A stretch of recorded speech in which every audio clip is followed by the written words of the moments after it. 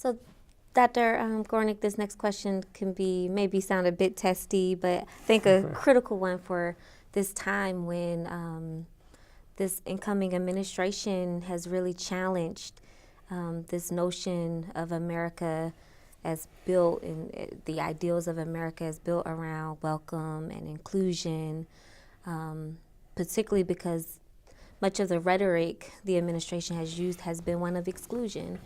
And I'm just really curious about how your immigrant churches are responding to this, and particularly the young people, and are there ways in which you've kind of helped them address that challenge right now?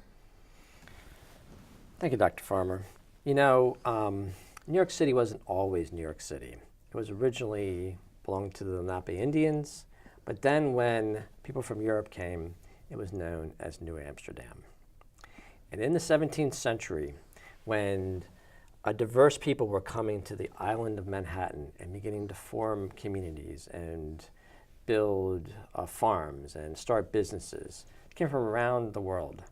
And there was a real question whether or not they would all have to share the same religion, or they could bring the diversity of religious life. Jewish, Christian, Quaker, Lutheran, Reformed.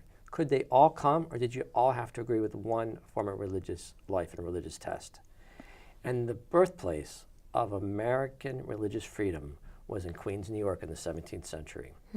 A group of Christians there protested to the company that was organizing things back in the Netherlands, and said, they wrote a letter and said, we would like the religious freedom to worship the way we want. And so their statement was known as a Flushing Remonstrance.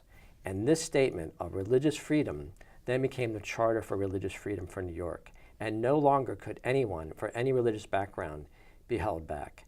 And that welcome, organized by the churches and taken to a public life and acknowledged and recognized, allowed New York City to grow in all the ways that it can and be probably the greatest city in the world. It's one of the greatest cities the world has ever known, and certainly the greatest city today, as we New Yorkers like to think of ourselves as of our own city. But it's the greatest city, and without a commitment to religious freedom, we wouldn't be who we are today, of tolerance, of welcome. If that is under threat today, then the very foundations of the American story back in Queens are under threat.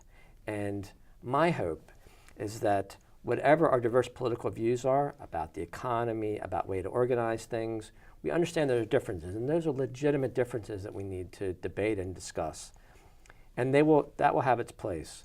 But what we should do as the church is to say that we will not hold religious tests. We will not hold any religious tests. We will organize as churches, conservative, liberal, mainline, evangelical, Protestant, Pentecostal, whoever we are, that we will honor the religious pluralism that made this a country of religious freedom and religious growth and a beacon to around the world.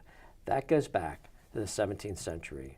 And so in this time of trial, I hope and I pray that we will remember who we are, both as a biblical people and as a people that share a story that allowed us to also be here and practice our faith with freedom, and in that freedom to contribute to the establishment of the great city of New York and the foundations of religious freedom and liberty that are recognized around the world that began by these churches in the 17th century.